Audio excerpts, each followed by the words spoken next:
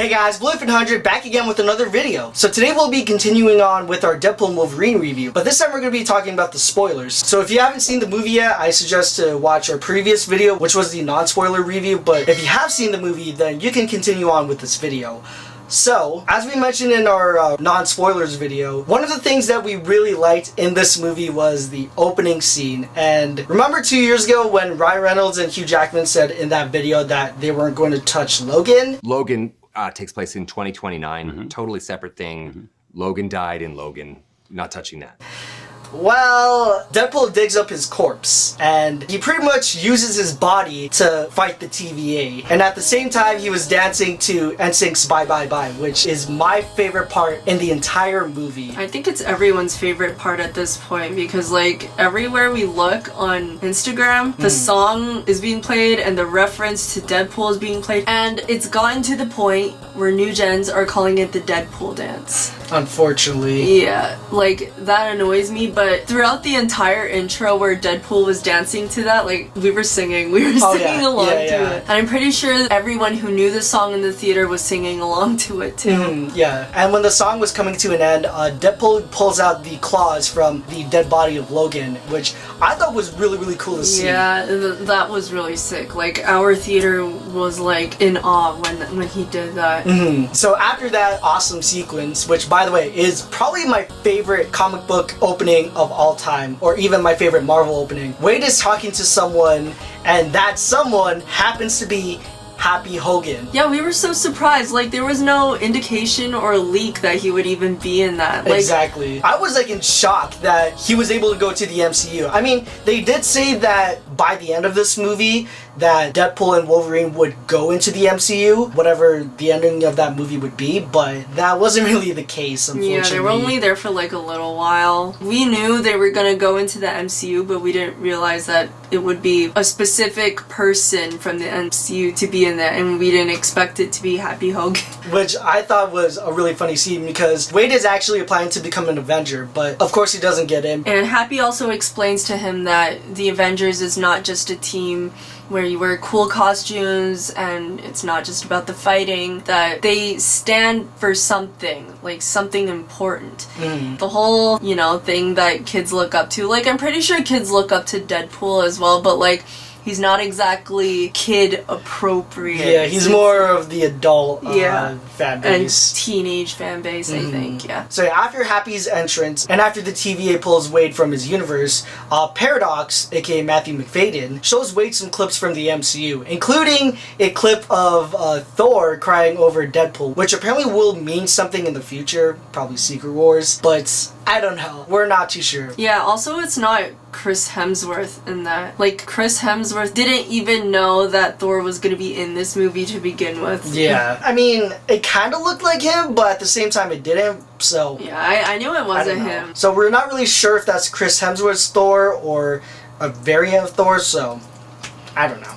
Also, in this movie, they introduced a thing called anchor beings, which basically, if an important character from that universe dies, then that universe will slowly start to die as well. And that anchor being Paradox mentions, that's in the Fox Marvel universe, is Logan, or Wolverine. And they even show clips from when Logan was about to die in Logan. Yeah, up to now it doesn't really make sense to me. Well, I think, you know how Deadpool can travel through time? He probably traveled all the way to the future when that event happened. I think it does make sense, because like that kind of made us think, like, is Deadpool's universe set in the far future, or is it like in present day, like 2020 something or whatever, or is it set in the 90s or 2000s? Or it's kind of 2010s. confusing, but if you think about these things too much, you're gonna go crazy thinking about it. So I think it's just best to see it as it is. Yeah. And this is a response to the people who commented on our second Deadpool and Wolverine trailer reaction that we were a bit confused on which Wolverine this was. If it was the one from the original X-Men movies, or Logan, or even the 90s X-Men series. At the time we didn't really know what Logan was, but it turns out this is an entirely new Wolverine variant made for this movie. I was surprised that I was actually okay with this variant, like even though it wasn't the one I wanted. I find him equal and very similar to the one that we grew up with anyway. nice. So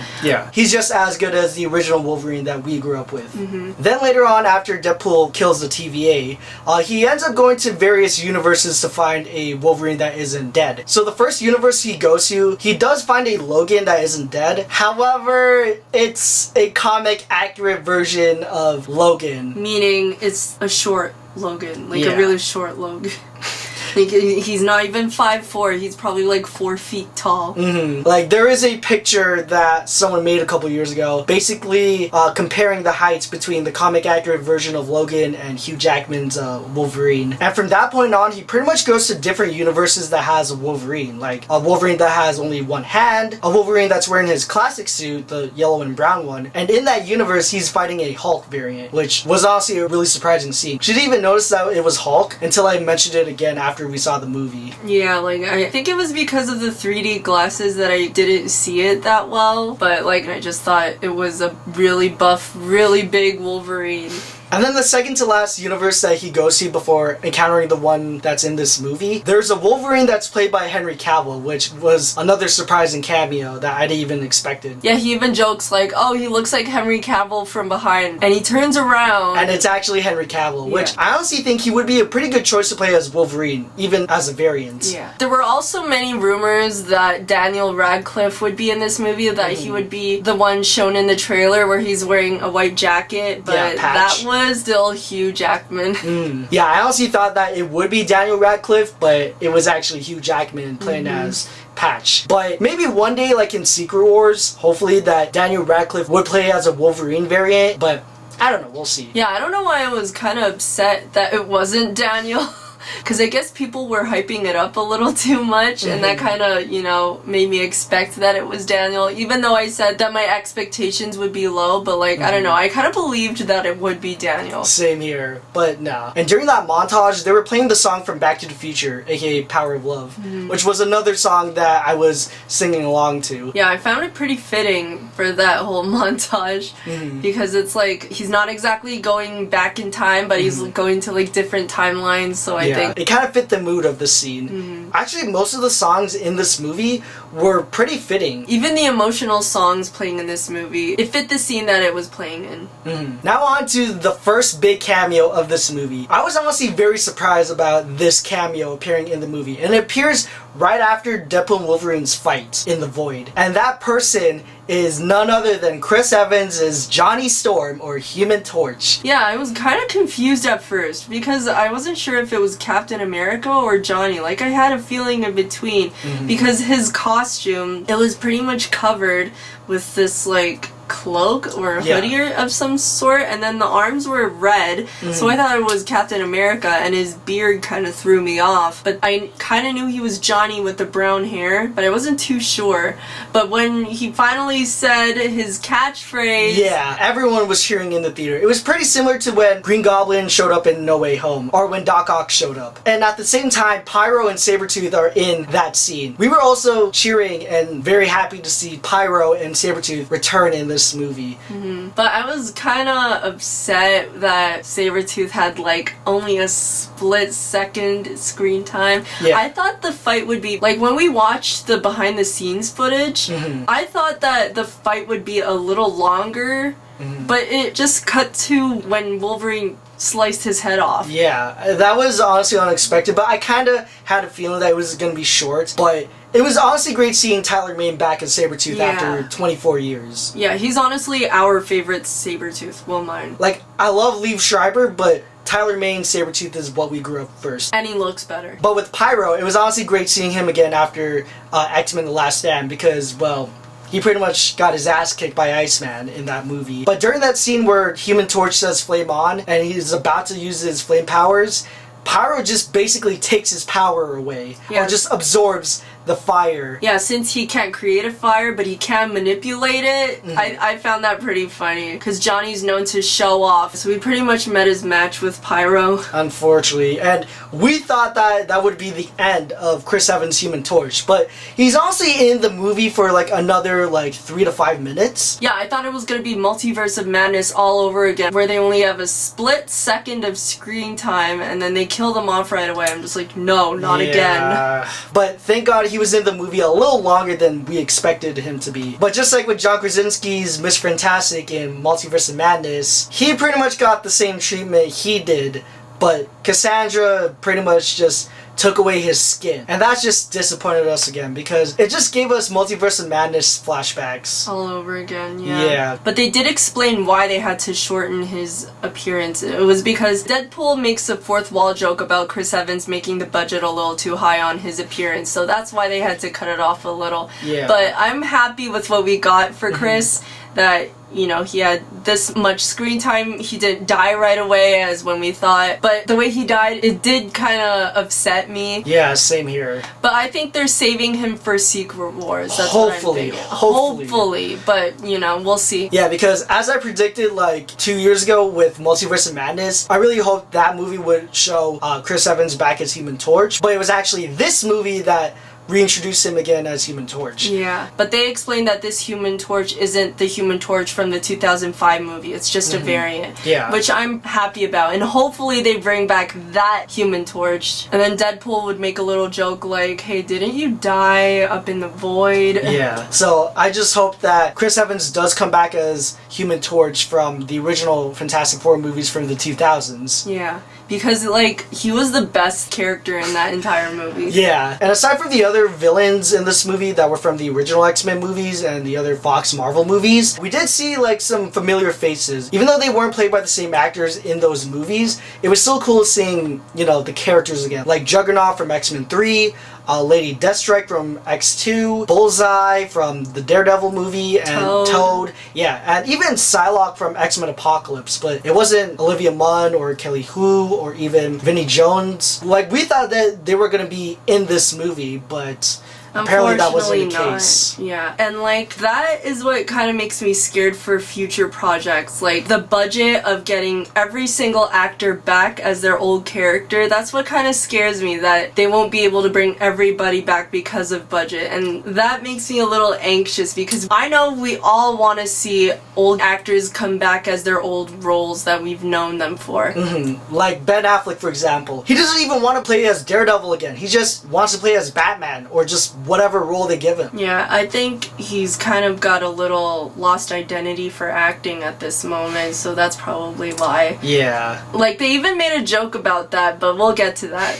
Yeah, but regardless, it was cool seeing those characters again, even if they weren't played by their respective actors. Another scene we really liked, but we didn't say in the spoiler review because it was kind of a spoiler, but at the same time it wasn't. But it was the scenes between Nicepool and Dogpool interacting with both Deadpool and Wolverine. Dogpool is so cute. I don't care what anybody says about how she looks. And her owner is Nicepool, which I think he's like the funniest in this entire movie. Yeah, like there's a scene towards the end of the movie when they go to Deadpool's universe that he's like, oh, I can also break the fourth wall too. The Proposal. Which is the movie where a lot of people first knew Ryan Reynolds from. And now we're finally moving on to the big cameos of this movie. Although we did say Chris Evans was one of the big cameos of this movie, there's even bigger cameos. Yeah, so the first cameo that happens literally an hour and 6 minutes in is Elektra, played by none other than Jennifer Garner. Question for you. Did you ever think you were going to wear the Elektra suit again? I don't know what you're talking about. So, what did you mean? We're pretty sure about it, so we know what's up. I'm Fred. No appearance in Deadpool Wolverine, but like, is that confirmed? Is that definite? We're definitely not going to see him pop up anytime. And if not, was it a bit sad not to be involved? Of course it's sad. I love Hugh, and creatively I love Ryan and I love Sean. I'm really excited to see what they've made. I think Sean's like one of the best directors out there right now, and obviously Ryan's a legend, so it would have been amazing to be a part of it, but I'll just go watch it as a fan. I did not get a call. Several months later. First, I'd like to introduce Daphne King. No in way. I'd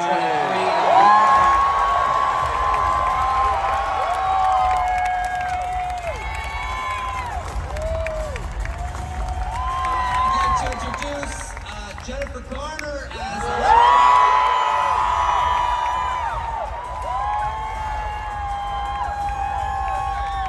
Yeah, she was being so obvious. Like, she thinks we didn't learn from Andrew Garfield at this point. Yeah, like every actor who was associated in these movies, the Marvel movies, like they're pretty much copying what Andrew Garfield did in No Way Home. And after Elektra showed up, the one that had the loudest reaction in the theater was Wesley Snipes back as Blade. Yeah. I didn't even know he would be in this movie. Like, I don't think anybody knew he would be in this movie. Like, no one would have thought. Everyone was expecting him to be in, like, the later movies, like Secret Wars and stuff like that. But he appeared in this movie. Yeah, like, it was the biggest bombshell that they showed in this movie. And then the next cameo they showed right after Blade was Gambit, played by Channing freaking Tatum. Yeah, you would think that whoever would come right after Blade would have less of a reaction, but no, everyone was so excited to see Channing Tatum as Gambit finally. Yeah, because if you guys didn't know that he was supposed to play as Gambit in the mid-2010s, but once Disney bought Fox,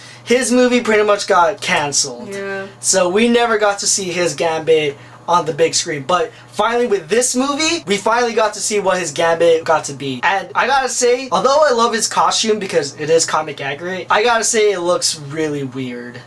I think this movie also was about like comic accuracy on not only variants in characters but also like the costumes and stuff, because that's what they kind of showed here for Wolverine and Deadpool and then now Gambit. And Gambit was pretty much the comic relief other than Deadpool in this movie. Yeah, because he had a weird ass accent, because in X-Men Origins Wolverine, he didn't really have an accent. I mean, he kind of did, but it wasn't like this in this movie. Yeah, and also it was played by a different person, and like we couldn't really tell what accent he was going for, and we couldn't really tell what he was saying majority of the time. They even make a joke about it. He's just like, okay, who's your dialect coach? Is it the Minions? Yeah, our mom laughed at that part. That was honestly like the highlight of this movie for me. Besides seeing Wesley Snipes back as Blade after so many years, I think seeing Channing Tatum as Gambit was probably my favorite cameo in this movie. We can't forget the last cameo, Daphne Keane as Laura, or X-23. Unfortunately, she didn't get a lot of cheers because people already saw her in the trailer. Kind of what they did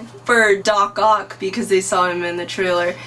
And I think, so at first I thought it was the fault of whoever was in control of the trailers, but the person behind her appearance in the trailer was her. Daphne Keane herself. Because apparently Kevin Feige said that Daphne Keane wanted to be at the premiere, so in order for that to happen, she had to be in the final trailer, which we thought it was Marvel that spoiled it for us, but it was actually her. Yeah, so that's kind of on her that she didn't get much of a reaction. I don't know about other theaters. I'm pretty sure they also cheered for her as well, but in our theater, they didn't really. I did, because I only cheered for faces that we were familiar with. And before they actually show Laura or X-23, right after they showed Gambit, Deadpool thinks that the fourth member is Magneto, but unfortunately Cassandra Nova killed him off screen. And we're not sure which Magneto it is because they don't really expand on that. Yeah. But I'm pretty sure it's not Michael Fassbender, since once again he is the younger version of Ian McKellen's. Yeah, like they're not even from different universes or even,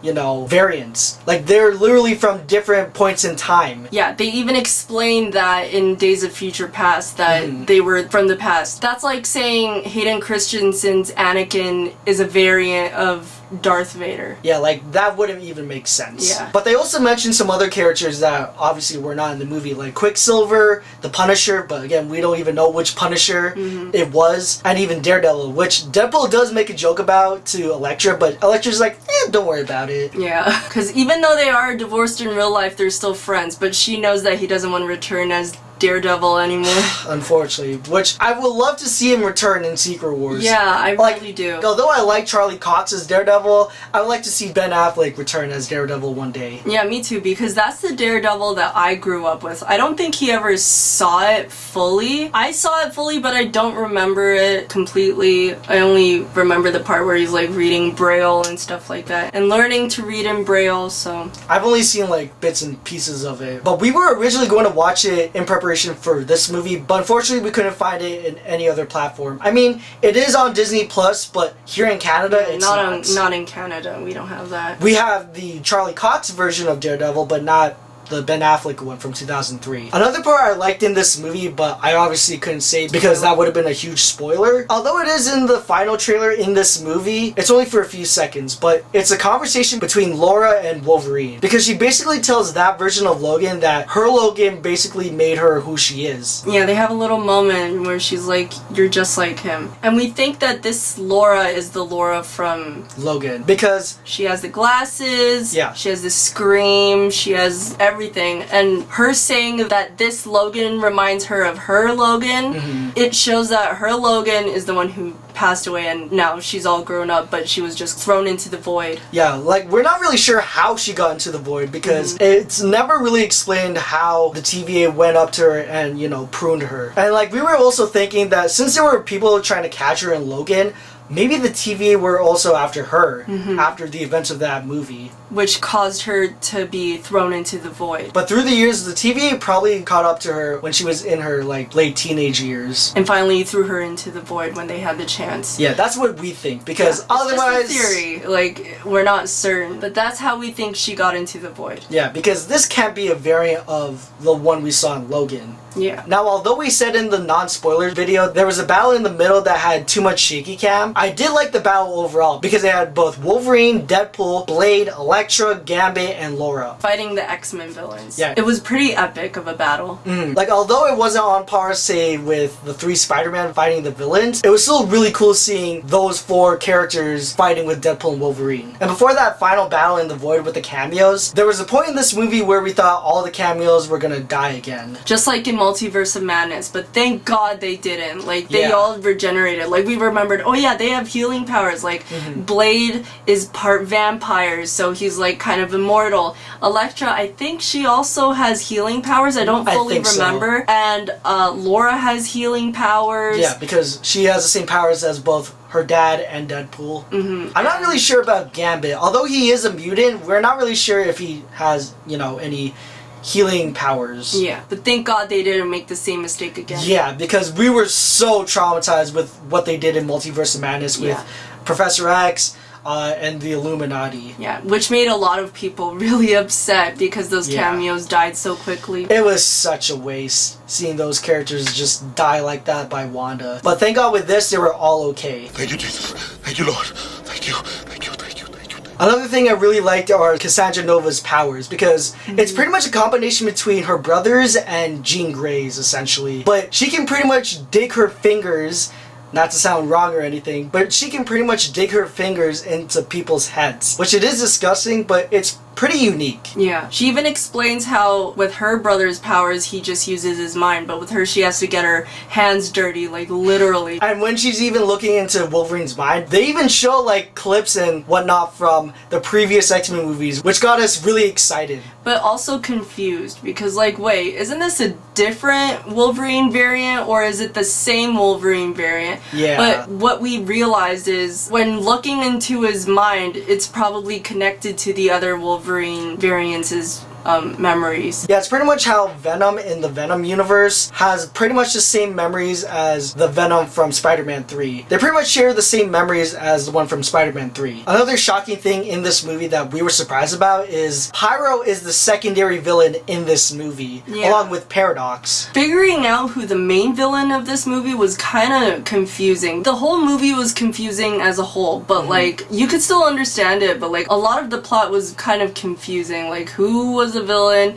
how did this person get here, etc. Like, although Cassandra Nova is the main villain in this movie, we were still a little confused on who was the main villain. Especially during the part where Logan kind of like calms her down and he talks to her about like how her brother, Professor X, would be sad that she was in the void to begin with and would go look for her. Yeah. We thought that she would be on their side, which she kind of was for like a second. We thought it would be a twist that Pyro was the main villain, and then they changed it to Paradox, and then back to Cassandra again. Yeah. So that's what kind of confused us. Like, who's the villain in this? But unfortunately, just like with Chris Evans, she kills Pyro.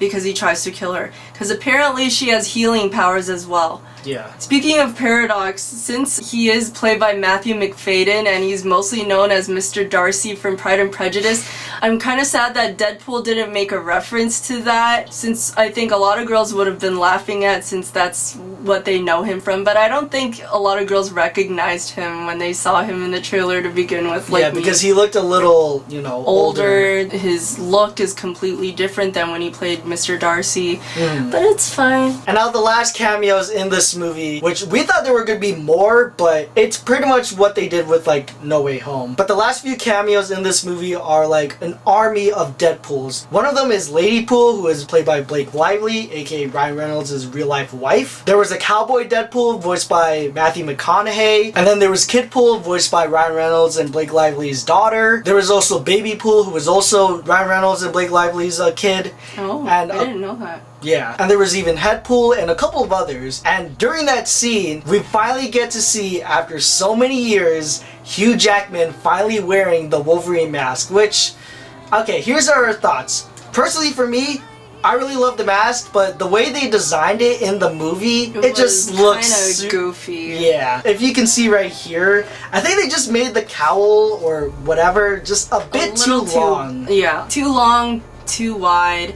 I feel like if they made it a little shorter, it would look less goofy, less cartoony, and more, like, not like this specifically, but like, you know, a little shorter. Like, basically how they made it look in the 90s series or even the video games. Yeah, it kind of looked like he was forced to wear it since it was pretty much near the end, and like, the way he wore it looked kind of forced. Like, it was basically a hood that he was hiding in his costume. Yeah, I think it would have been better if it were an actual, like, mask or like a helmet, not really a hood. Yeah, but like, again, where would he store it? Like, in his ass or something? So I guess it being like a pull-out hood makes more sense, but I still find it to be a little goofy, and it made me think, oh, that's probably why they didn't want to use it in the first place in the 2000s. But personally for me, I really do like the mask, even if it looks a little goofy. I personally think the suit looks better without the mask, and just having his hair as pretty much the mask, because like seeing it, I'm just like, ah. And after killing the Deadpool army, they pretty much come back to life, but the way they stop that fight is when Peter comes in to basically save him and Wolverine and saying,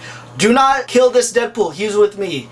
And then he takes off his mask, and the Deadpool army are surprised that this Deadpool has a Peter in his universe. And then they all stop to admire Peter. Yeah. Now the last few things we're going to talk about in the spoiler review is that, of course, Wolverine and Deadpool save Deadpool's universe from being erased by Cassandra, and they finally defeat Cassandra. And also in that moment, Hugh Jackman does his iconic Hugh Jackman moment where he's shirtless again. Yeah. Oh, also I wanted to point out that they made a little Armageddon parody at the end, like before Hugh Jackman becomes shirtless, like before they go into that room, they keep, you know, switching who would sacrifice themselves. So after they defeat Cassandra, the girl from the Loki series, B-15, shows up, and that was also another cameo, but she doesn't really count as a cameo because, well, she is part of the TVA, but she basically says that Deadpool's universe is safe, and that version of Logan pretty much replaces the Logan that died from Logan, which basically makes him the new anchor being of the Fox X-Men universe. And he's pretty much the replacement anchor being for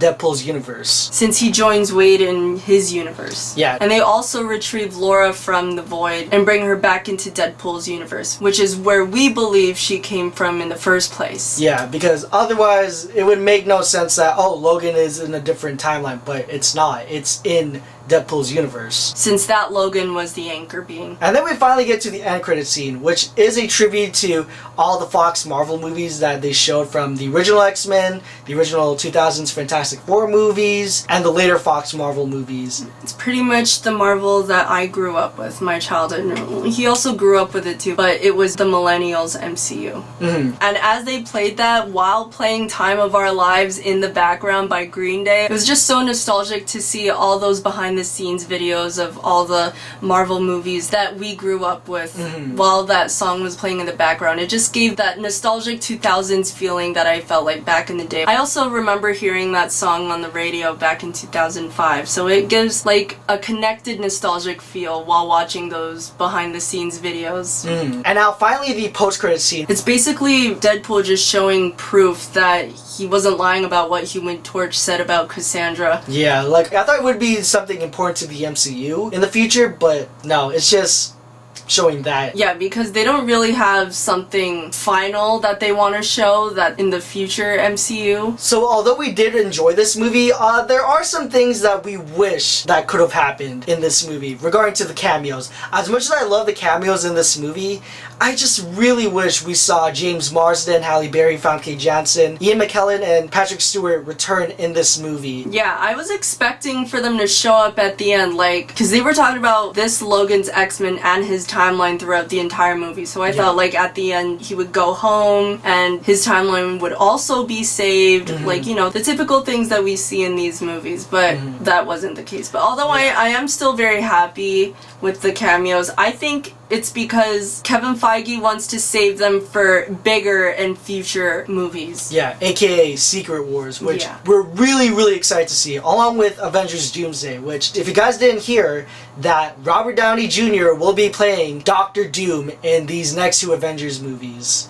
which I'm a little skeptical about, but at the same time, I'm looking forward to seeing what his Doctor Doom has in store for the MCU. Yeah, a lot of people have mixed feelings about RDJ returning as Doctor Doom. Like, if you saw our videos about, like, Disney Channel, how they're always reusing the same actors for new movies, I think that's kind of what MCU fans or Marvel fans in general are feeling, that, oh, you can't get a different actor, why do you have to reuse RDJ? Is it this like another cash grab or something like that? Like, I understand, but I do think he has the potential to be a really good Doctor Doom. Yeah, but we shall see in these next two Avengers movies, because I'm just excited to see what he's capable of in these two movies. So overall, I really like the action, the cameos, and the friendship and bond between Deadpool and Wolverine in this movie. But again, this movie isn't perfect. Like any movie, it has its flaws, it has some plot holes.